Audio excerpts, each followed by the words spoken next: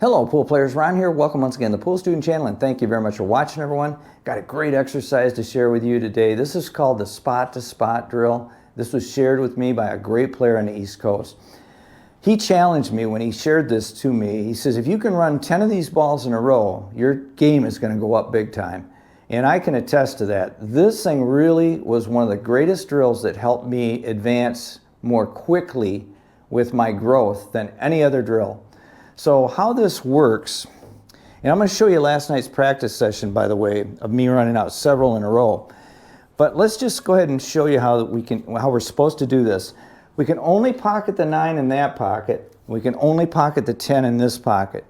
Now we start with ball in hand, so I want an angle so that I can cut this in and have an angle to go 2 cushions and come to this side of the table with the cue ball, hence spot to spot, and we want to go back and forth here. If we get a little out of line, we have to recover, and that's the beauty of the drill. So let's see if we can do that. See if I can show you a couple runs in a row here.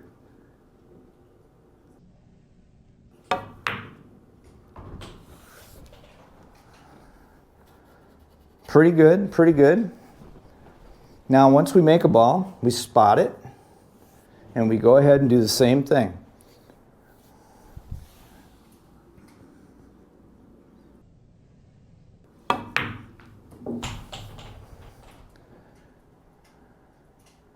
Not bad, not bad.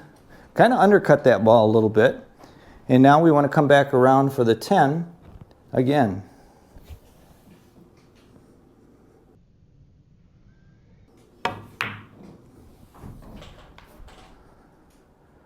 That's perfect. So now let's take a look at last night's practice session, and I think you'll see why this drill is so powerful. Okay, here we go, everyone. Now I'm starting out just like I just showed you there, and I actually came up just a little bit short right away, and I didn't cherry pick these. I wanted to make sure that I could show you how I was working to get myself back in line. So some of these are real thin cuts, and you've got to hold this cue ball, right? So you got to get that nice angle. Here I've drifted just a little too far, so I'm still struggling to get myself back in line. So I stun it into the corner, and I come out pretty good. That's not too bad. It's drifting ahead a little too much, but it's not bad for where I was at. So at this point, I do the same thing. I stun back into the corner, but now I compensated with too little of a stroke, and I came up well short. But once again, I still haven't a chance, but it's a difficult one. If I can just thin this ball in and barely avoid the scratch, which I did. And you can see here that these shots are great for practicing our shot making. So even if we are out of line on the drill itself and we're not performing it perfectly, we're still working on other aspects of our game. So this is a wonderful exercise as a result. And the thing about these shots, I want to say this to you. What really made me a better player was to be able to, like for instance on a 9-ball, during a 9-ball match, the last ball, okay, when we're shooting a 9-ball, generally it's going to be a cut shot into the corner. And these shots are all of that. And because I'm adding a little bit of outside running spin, I throw the ball in, and I've become very comfortable with that. And I know how to predict the throw so that I can pocket the shot. So there's just a lot of great things that come away from this exercise. And see here, now I'm a little bit straight. So what I can do here is I just simply have to hit a little stun to create the angle. I have to get the cue ball out of the way so I wouldn't be over top of the 10 ball in that case. So there's a lot of thinking that you got to put into this. So it's one of those things that you're going to benefit overall in your overall game just from the situations that come up within this exercise. Here we got a thin cut once again.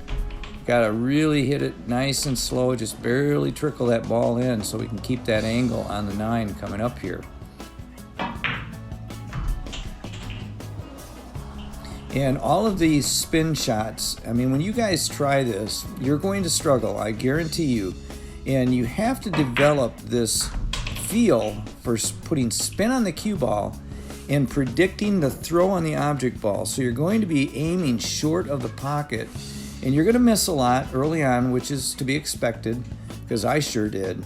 But once you get the feel for how much spin and how much speed is needed, there I overcut that. So basically I might have thinned it a little bit, but I might have also spun it too much, because the speed and the spin have to match up. So that was my first miss. Now notice here that I did not move the cue ball. I leave it right where it's at, I respot the 9, and I continue my run. Try to recover, and I did real well here. So that's another bit of advice. Don't just start over from scratch. Leave the cue ball where it's at, and then keep on trying to run out. Just keep running until you cannot pocket the shot. And you're gonna see here at the end that I leave myself so bad that it's impossible for me not to scratch. Even though I'll make the shot, I will scratch, and that destroys the run, and then I have to start over. You know, as I mentioned early on, if you can do 10 in a row on this, I assure you that you're going to be a far better player than you are today. And once again, if you can do these right away and shoot 10 in a row, that tells me that you're a great player already. This is a great exercise, everybody. If you guys have any questions or comments, leave them in the comment section below. I answer everyone. Thanks for watching, and once again, like I always say, keep on practicing.